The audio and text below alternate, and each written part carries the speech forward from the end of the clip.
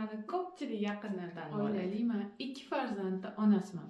Taekvondodan qizil belbog' sohibasi bo'lsam ham, bolalarimga qo'l ko'tarmayman. Yuridik kollejini Narxo'zi, ya'ni Toshkent davlat iqtisodiyot universitetini qizil diplomga bitirdim va bitta paytda o'zida 2 ta universitetga magistraturaga kirdim. Bilasizmi, qaysi birini tanladim?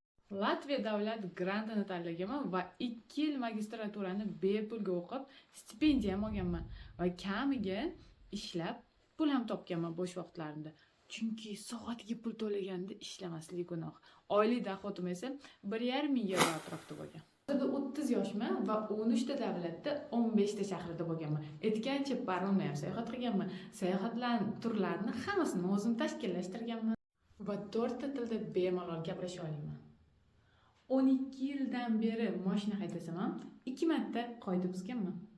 2024-yil Moskva psixologiya universitetini bitirdim va hozirda psixolog konsultant sifatida o'z faoliyatimni yurg'izaman. Beqarorlik seminari va bir nechta kurslar muallifiman.